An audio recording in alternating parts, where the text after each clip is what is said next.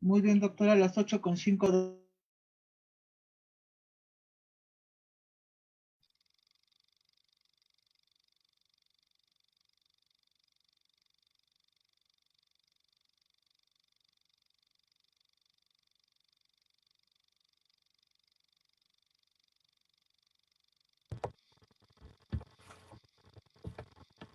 Bueno, pues iniciamos, yo creo, ¿no? Ya damos 5 minutos. Pues hola, ¿qué tal? Muy buenas noches para allá, para el centro. Tengan todos ustedes, como siempre, para mí es un honor y un gran gusto estar de nuevo con todos ustedes en nuestro segundo módulo del programa de actualización de educación médica continua, que es de órbita, párpado y vía lagrimal. Muchas gracias, pero muchas gracias a la doctora Verónica Escalante, la presidenta de la alta especialidad, y por supuesto también a los maestros, compañeros invitados para estas pláticas. Bienvenidos sean todos ustedes y pues que continúe esta feria de aprendizaje para todos. Adelante, iniciamos. Muchas gracias, doctora. Antes de iniciar, quisiéramos agradecer a nombre de la Asociación Mexicana de Cirugía de Órbita, Párpado y Vías Lagrimales esta oportunidad que nos ofrece la Sociedad Mexicana de Oftalmo de poder compartir el conocimiento que tenemos en relación a muchas de las problemas, padecimientos, patologías que ven todos los oftalmólogos con nosotros.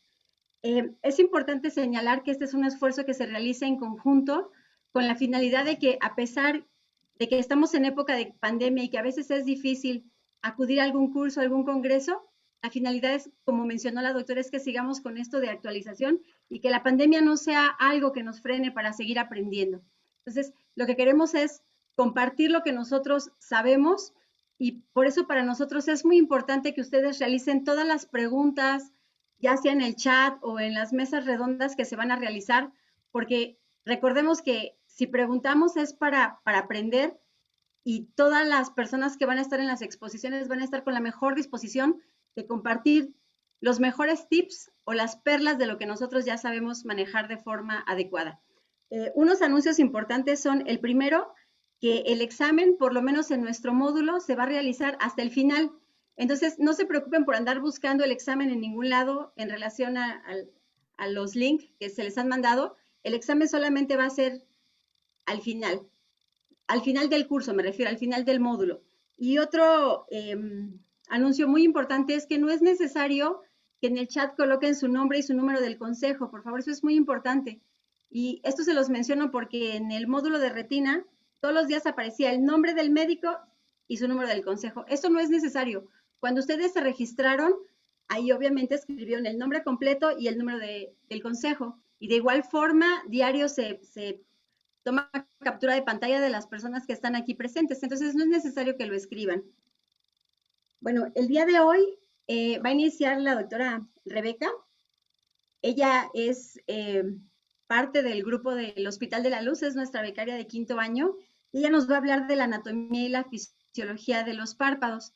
Muchos de ustedes se preguntarán por qué decidimos empezar con esto, y es porque para muchos médicos hace tiempo que vieron este tema, entonces es importante recordarlo porque solamente así vamos a entender la patología y después el tratamiento quirúrgico que se le va a dar a cada uno de los padecimientos.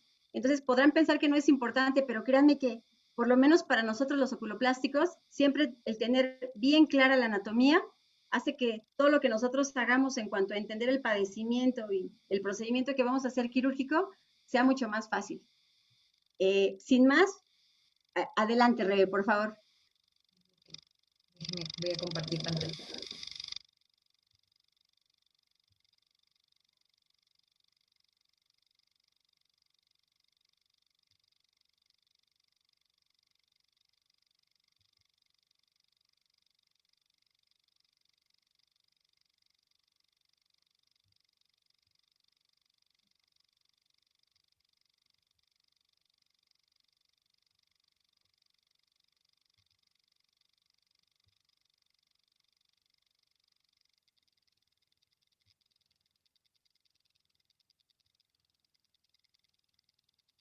Muy bien.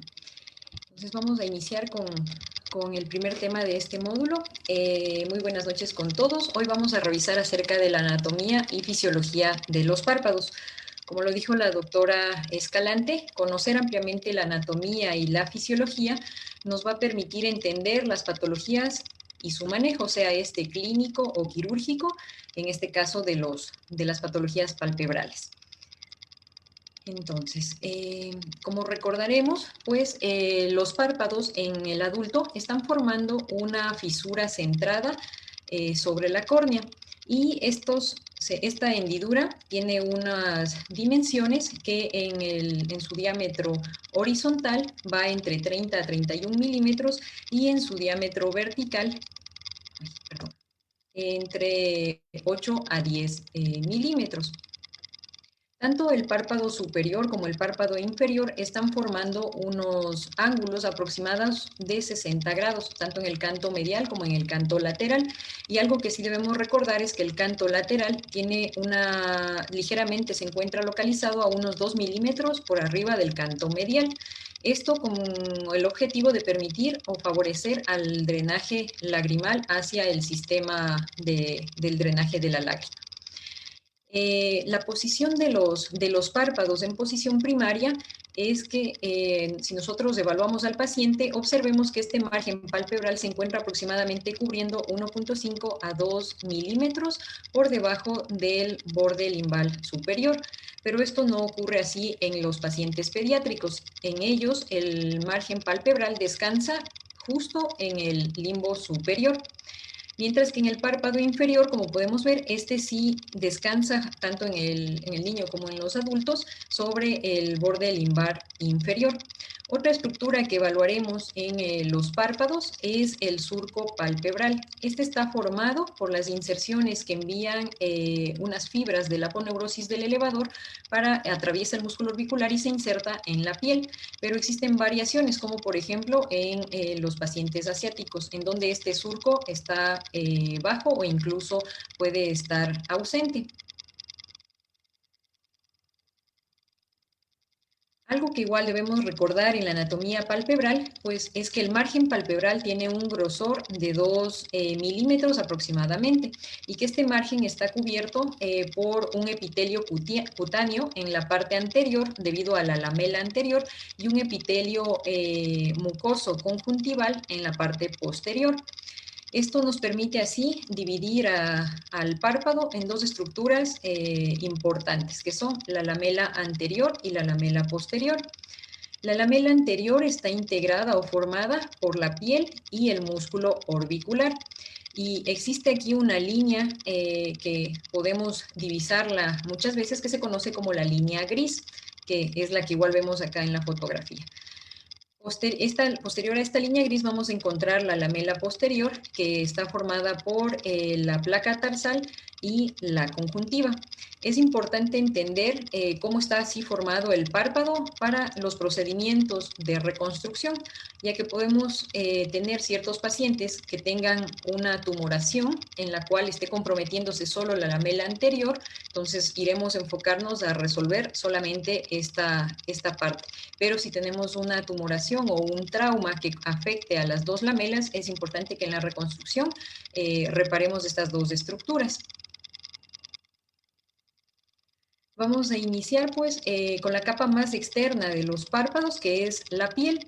La piel, como sabemos, se encuentra recubriendo la superficie externa del cuerpo y nos proporciona protección frente a traumatismos, protección de la radiación solar, frente a temperaturas extremas o incluso a la desecación.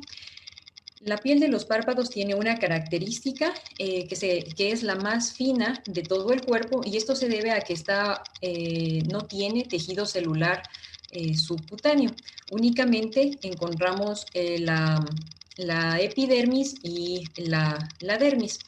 El grosor de la piel de los párpados, como lo decía, es la más fina y aproximadamente es entre 0.05 milímetros, a diferencia de otras zonas, como por ejemplo en las palmas de las manos, donde el grosor de la piel puede alcanzar hasta 1.5 milímetros. Esta no contiene vasos sanguíneos y el aporte nutricional lo recibe de la capa subsiguiente, que es la dermis. En la epidermis vamos a encontrar 4 capas importantes, que son el estrato córneo, el estrato granuloso, el estrato espinoso y el estrato basal, que van a estar formados por queratinocitos en diferentes grados de diferenciación. A continuación, vamos a ver ahora qué estructuras son las que permiten dar el soporte de los párpados dentro de la órbita. Para ello, tenemos que hablar de los tendones cantales y del tarso. El tarso, bueno, es una estructura que está constituida por tejido fibroso y van a tener diferentes tamaños, tanto para el párpado superior y el inferior. El tarso del párpado, el tarso superior, este tiene una longitud horizontal aproximada de 25 milímetros y en la porción central puede llegar a medir entre 8 a 10 milímetros.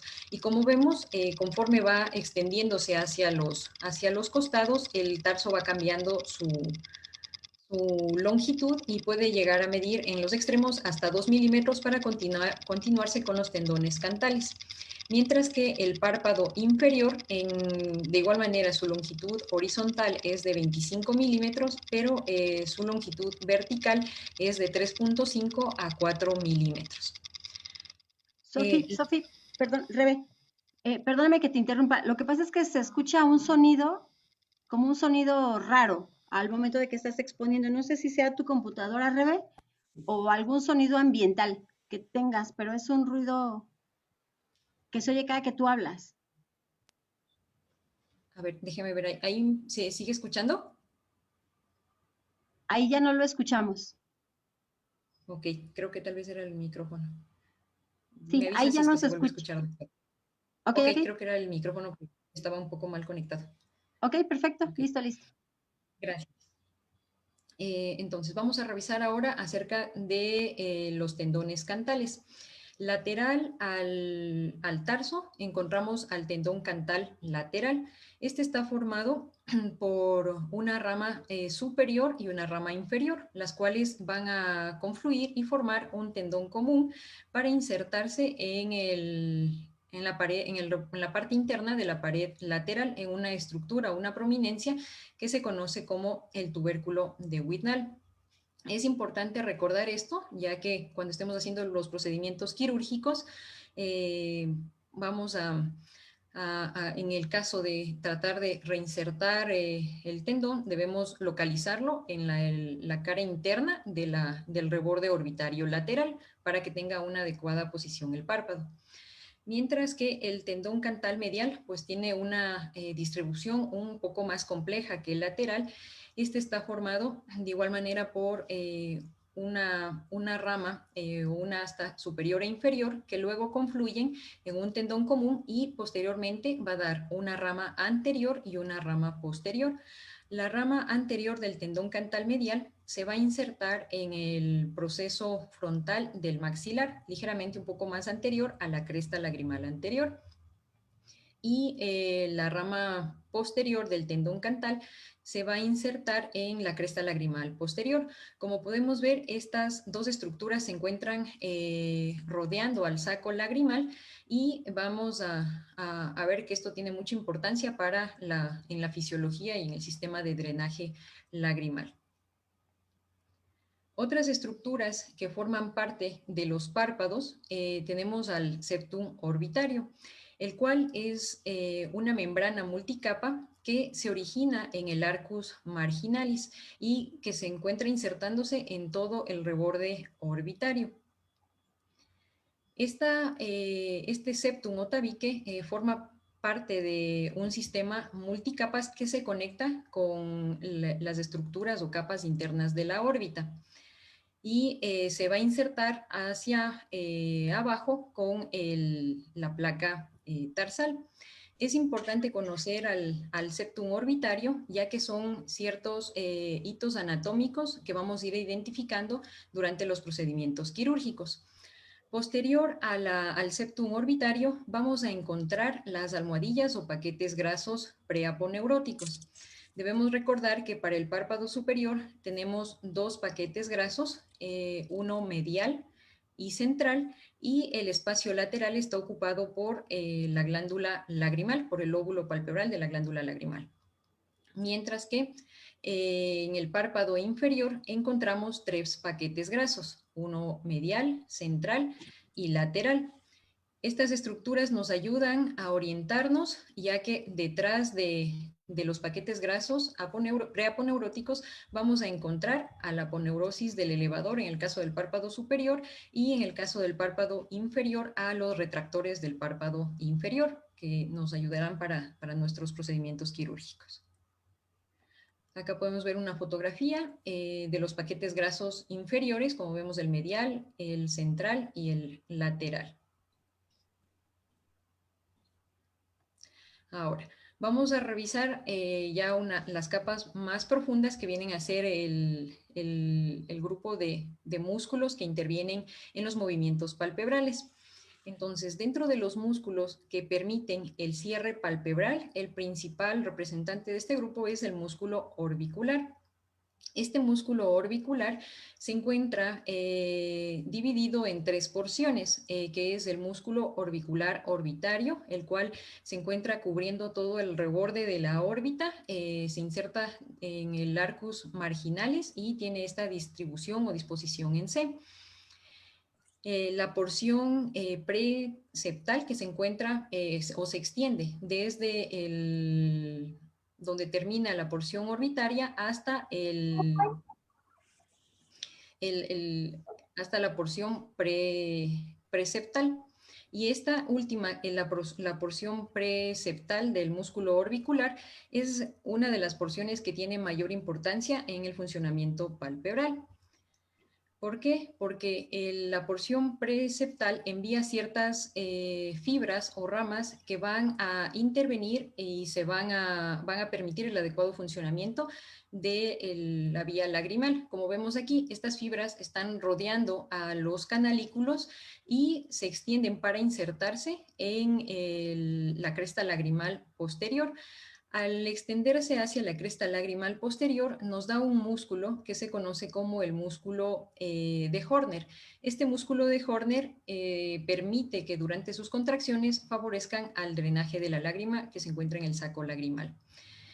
Esta misma porción preceptal también envía ciertas proyecciones o prolongaciones hacia el margen palpebral. Y esta estructura es la que se conoce como la línea gris, que vimos que es la que nos está dividiendo las lamelas. Estas fibras musculares se encuentran generalmente alrededor de los folículos pilosos y se dice que su función es favorecer el drenaje de glándulas que encontramos adyacentes a estos folículos pilosos.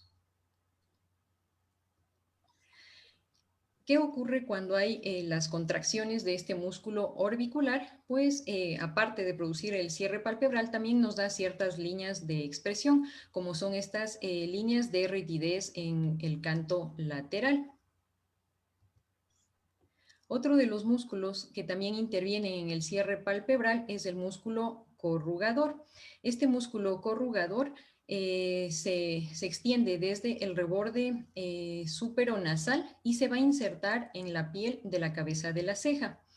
Durante el proceso de contracción, lo que va a producir es que la cabeza de las cejas se junten y va a dar lugar a estos pliegues verticales que se forman aquí en el área glabelar.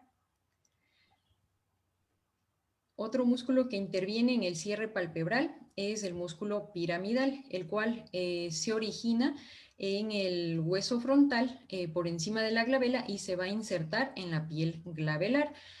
Durante la contracción genera una tracción igual de la cabeza de las cejas, pero hacia abajo. Entonces, lo que va a producir es estos pliegues, en cambio, horizontales. Una vez que hemos revisado cuáles son los músculos que permiten el cierre palpebral, vamos a ver ahora los músculos que permiten la apertura palpebral o músculos retractores. Entre ellos, principalmente, encontramos al músculo elevador del párpado superior. Este músculo es el músculo más grande que tenemos a nivel de la órbita. y se origina en el ala menor del esfenoides, por encima del anillo de zinc. Sigue un trayecto en sentido postero-anterior por debajo del techo de la órbita. Y al llegar a nivel del... Vamos a ver aquí un video. No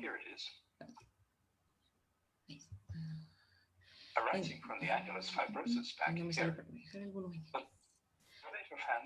Entonces aquí podemos ver un corte anatómico en donde vemos cómo es el trayecto que sigue este músculo elevador, y al llegar acá a la altura del reborde orbitario cambia su dirección.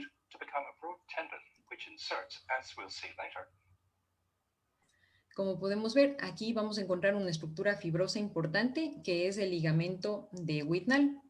Al llegar a este nivel,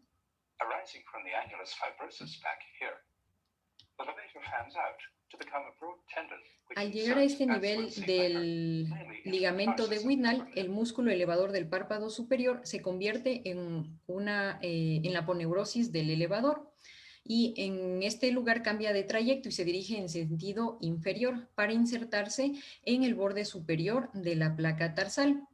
Y en este trayecto, la aponeurosis envía también unas astas que se conocen como astas o cuernos de la aponeurosis del elevador, que se van a insertar en los tendones cantales medial y lateral, con el objetivo de permitir la fuerza del músculo elevador que se transmita hacia todo el párpado. Estas fibras de la aponeurosis del elevador no solamente se insertan en el borde superior de la placa tarsal, sino que envían ciertas ramificaciones que van a atravesar al músculo orbicular y se van a insertar en la piel del párpado superior para darnos el surco palpebral superior. Otro de los músculos que ayudan en la apertura palpebral es el músculo de Müller. Este músculo es un músculo liso que tiene inervación simpática. Este se origina en el músculo, el ligamento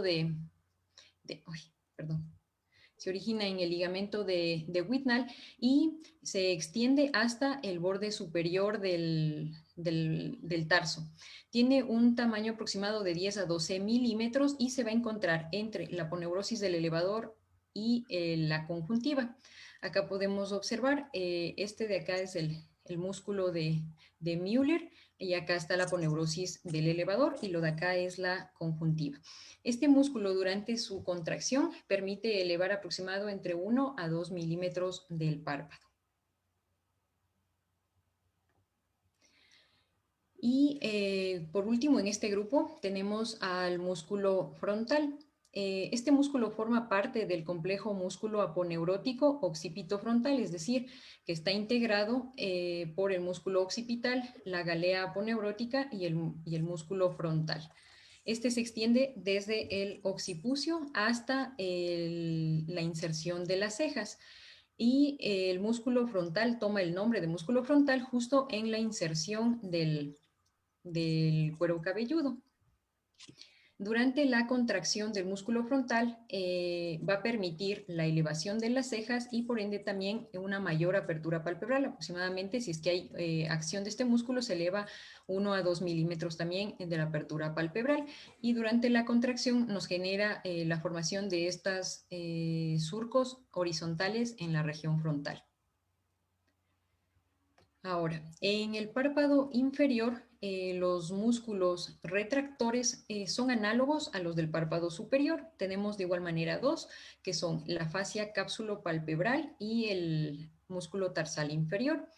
Estos se originan en el ligamento de Ludwig, que viene a ser un análogo al ligamento de Whitnall, y continúan su trayecto, reciben fibras que vienen de la vaina del recto inferior y bordean o rodean al músculo oblicuo inferior y siguen su trayecto en sentido anterior.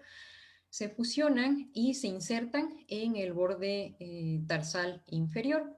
En este trayecto también envían fibras y se adhieren al septum orbitario, que es la estructura que vemos acá, y ciertas fibras también son enviadas hacia la piel. Sin embargo, en el párpado inferior, en el paciente adulto, no vamos a ver ningún surco palpebral, pero este sí se observa en los pacientes pediátricos, es una de las características.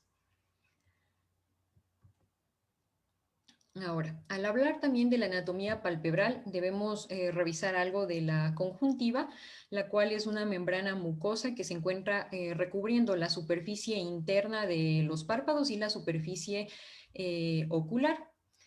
Esta conjuntiva se encuentra cubriendo la cara posterior del tarso y el músculo tarsal inferior en el párpado superior y la cara posterior del tarso y el músculo de Müller en el párpado superior, para posteriormente continuarse y formar el fondo de saco conjuntival. El fondo de saco conjuntival superior se encuentra localizado aproximadamente a unos 10 milímetros desde el limbo superior, mientras que el inferior se encuentra localizado aproximadamente a unos 7 milímetros. Estos repliegues de conjuntiva, que son el fondo de saco, se mantienen en su posición gracias a fibras finas que envían las estructuras adyacentes.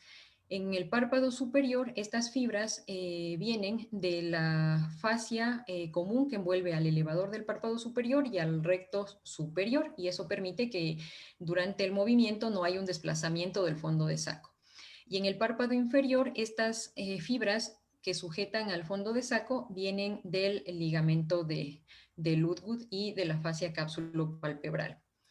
Hacia medial, la conjuntiva tiene dos estructuras importantes, como son la carúncula, la cual tiene características de una piel modificada, ya que está constituida o vamos a encontrar en esta estructura ciertos cilios, podemos encontrar glándulas sebáceas y glándulas sudoríparas. Y anterior o lateral, perdón, lateral sería a la carúncula, encontramos un repliegue de conjuntiva que es un repliegue vertical, que es el pliegue semilunar. Este repliegue se cree que tiene como utilidad permitir el libre movimiento del globo ocular. Algo importante que debemos recordar, pues que en la conjuntiva tenemos las glándulas lagrimales accesorias que intervienen también en la producción de la capa acuosa de la lágrima, y acá podemos ver un corte histológico de conjuntiva en donde vemos los acinos glandulares de estas glándulas accesorias que pueden ser de Krausen o de Wolfram. Ahora vamos a revisar la irrigación palpebral. Una de las características de los párpados es que tienen una rica irrigación, y esto se debe a que hay una amplia anastomosis vascular. Principalmente están dadas por la arteria carótida externa, gracias a estas ramas terminales que son la arteria facial transversa, la arteria temporal superficial y la arteria angular, que van a dar ramas para la irrigación principalmente de la lamela anterior, mientras que la lamela posterior recibe irrigación gracias a estas arcadas vasculares. Esta arcada se conoce como la arcada marginal, se encuentra localizada aproximadamente a unos 2 milímetros por encima del borde palpebral, y está formada por las arterias palpebrales, arteria palpebral superior medial, que es rama de la arteria oftálmica, que a su vez es rama de la arteria carótida interna, y la porción lateral de esta arcada está formada por la arteria palpebral lateral, que es rama de la arteria lagrimal. Otra de las arcadas que se encargan de la irrigación palpebral es la arcada periférica. Esta se encuentra, en cambio, por arriba del borde del tarso y se encuentra sobre el músculo de Müller, como podemos ver acá.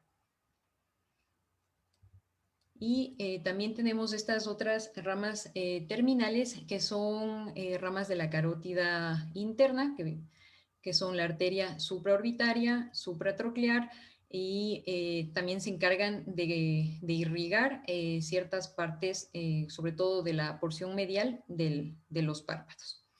Ahora, en cuanto al sistema venoso, este sistema no está tan desarrollado, no es tan extenso como el sistema arterial, y el drenaje venoso se hace principalmente a través de los grandes vasos del sistema facial. Existen también ciertas anastomosis hacia las venas orbitarias a través de la vena supraorbitaria, supratroclear e infratroclear. En cuanto a la inervación de los párpados, en los párpados vamos a tener una inervación motora y sensitiva. El nervio que se encarga de la inervación motora es el nervio facial. Este nervio abandona el cráneo a través de la apófisis estilomastoide, y este nervio pasa por el espesor de la glándula parotidia. Aquí es donde se divide en 5 ramas, que van a ser la rama temporal, una rama cigomática, la rama bucal, la rama mandibular y la rama cervical. Tanto la rama temporal como la rama cigomática son las que intervienen en la inervación motora palpebral. La principal es la rama temporal. Es importante conocer el trayecto de la misma para evitar lesionarla, ya que esta es una rama terminal y que en caso de sufrir una lesión, sobre todo en sus espacios más distales, es poco probable que haya una recuperación de la funcionalidad. Se encarga de la inervación motora del frontal, del orbicular, del músculo piramidal, del corrugador, del procerus. Y la rama cigomática se encarga de la inervación motora del orbicular en el párpado inferior. Por esto es que cuando tenemos un paciente con parálisis facial, pues al no estar activos estos músculos, podemos encontrar un paciente que tenga una ptosis de ceja, que tenga una dificultad para el cierre palpebral, ya que no hay una adecuada función del músculo orbicular, y si se afecta también la rama cigomática, puede tener mucha laxitud palpebral inferior y desarrollar un ectropión paralítico. Entonces, en cuanto a recordar en dónde se encuentra la rama temporal del nervio facial, pues se dice que este está a 2 milímetros posterior del reborde orbitario lateral, perdón, a 2 centímetros, y a 2 centímetros por encima de la ceja. Estas estructuras sí son importantes recordarlas para evitar lesionarlas en procedimientos quirúrgicos, y sobre todo podría afectarse en algún procedimiento de una cejapexia endoscópica. Ahora, en cuanto a la inervación sensorial, esta está representada por el nervio trigémino, tanto por la rama oftálmica como la rama maxilar. Tenemos que está inervado principalmente por el nervio supraorbitario, el supratroclear y el infratroclear, sobre todo la porción medial del párpado superior, mientras que la porción lateral del párpado superior recibe inervación por el nervio lagrimal. Mientras que para el párpado inferior, aquí interviene la división maxilar con el nervio infraorbitario, que envía fibras para la inervación del párpado inferior en su porción, en sus 2 tercios internos, y en el tercio lateral por el nervio cigomático facial. Y vamos a ver ahora el drenaje linfático. El drenaje linfático de los párpados se encuentra limitado únicamente a la región anterior al septum orbitario, y se dice que los 2 tercios laterales del párpado superior y el tercio lateral del párpado inferior drenan hacia los ganglios preauriculares, y submandibulares superficiales y profundos, mientras que el tercio interno del párpado superior y el tercio interno los 2 tercios internos del párpado inferior van a drenar hacia los ganglios cervicales anteriores. Cuando hacemos algún procedimiento extenso de resección de tejido o alguna incisión profunda en la región palpebral lateral, podríamos comprometer a estos vasos de drenaje linfático y favorecer a que el paciente presente un linfedema. Entonces, una vez que hemos revisado la anatomía de los párpados, vamos a hablar un poco de la fisiología. Como sabemos, pues los párpados son estructuras que cumplen una función muy importante, que es la de proteger el globo ocular, así como también favorecer a una adecuada lubricación, ya que permite la distribución de la película lagrimal. Es un medio de protección gracias a la presencia de las pestañas, las cuales impiden que cualquier partícula vaya a entrar en la superficie ocular. Y sobre todo algo importante es que tanto los párpados como las cejas influyen mucho en la expresión facial, pues podemos solamente con evaluar o mirar la región periocular, saber si un paciente se encuentra contento, se encuentra alegre, se encuentra triste o se encuentra enojado. Vamos a iniciar acerca de las cejas y las pestañas, porque son importantes estas estructuras en la fisiología de los párpados. Las pestañas, estas se caracterizan por ser altamente sensibles y protegernos ante cualquier objeto que se encuentre en el ambiente, ya que si algo entra en contacto con nuestros ojos, inmediatamente van a estimular el reflejo del parpadeo. Las cejas, estas tienen una distribución diferente, no todas están en una misma orientación. Generalmente las del borde superior tienen una orientación hacia abajo y hacia afuera, mientras que las del borde inferior se orientan hacia arriba y hacia afuera para formar en el centro esta línea medial. Las cejas nos van a permitir, como lo decía, pues darnos una idea o hablar mucho acerca de la expresión facial que tiene una persona, y a su vez también ayudan a liberar el eje visual, como puede ser en casos de pacientes que presenten una dermatochalasis por el envejecimiento, pues las cejas van a elevarse para intentar liberar este eje visual. Esto también ocurre cuando nosotros realizamos movimientos verticales superiores, es decir, miramos hacia arriba, pues el párpado también se eleva para permitir una amplitud del campo visual. Ahora, en cuanto a las estructuras que encontramos en el margen palpebral, estas son importantes gracias a la presencia de glándulas.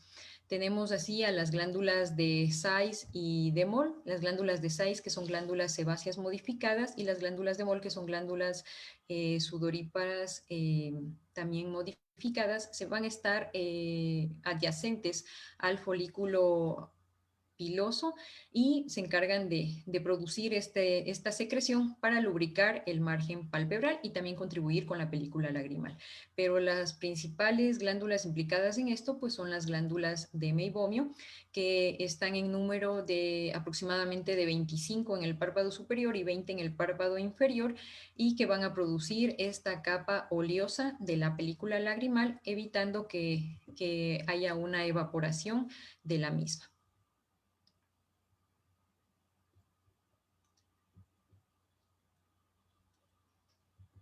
Ahora, en cuanto a los movimientos palpebrales, se habla a rasgos generales que los movimientos palpebrales son pues apertura y cierre palpebral. La apertura, que está dado por los músculos retractores, como son el elevador del párpado superior y el músculo de Müller, y los músculos retractores del párpado inferior, como es la fascia cápsulo-palpebral.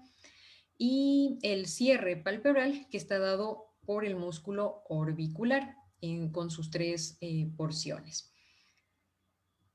Durante los movimientos palpebrales, debido a esta íntima relación que tiene el elevador del párpado superior con el músculo recto superior, que se encuentran envueltos en una fascia común.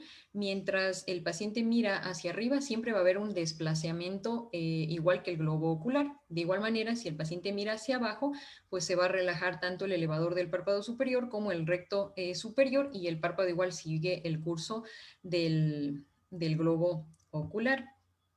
Debemos recordar que el músculo elevador sigue la ley de Herring, de los músculos extraoculares, es decir, que recibe una inervación simultánea y equivalente. Este dato es importante recordarlo o evaluarlo en los pacientes, sobre todo cuando tenemos un paciente con una tosis unilateral, porque podríamos pensar que pues al corregir la tosis de ese lado va a quedar todo simétrico, pero gracias a la ley de Herring, a veces pues al levantar el párpado tósico, el contralateral puede caerse y puede requerir un tratamiento de ambos lados. Y en cuanto a una de las funciones pues, principales de los párpados es intervenir en el parpadeo. Existen tres tipos de parpadeo, que son el parpadeo espontáneo, el parpadeo reflejo y el parpadeo voluntario. En cuanto al parpadeo espontáneo, pues este es el más común. No se conoce muy bien su mecanismo precisamente, pero se cree que las contracciones predisponentes del músculo orbicular inhiben las contracciones del músculo elevador, permitiendo estos movimientos del parpadeo. Durante el párpado inferior permanece sin modificaciones.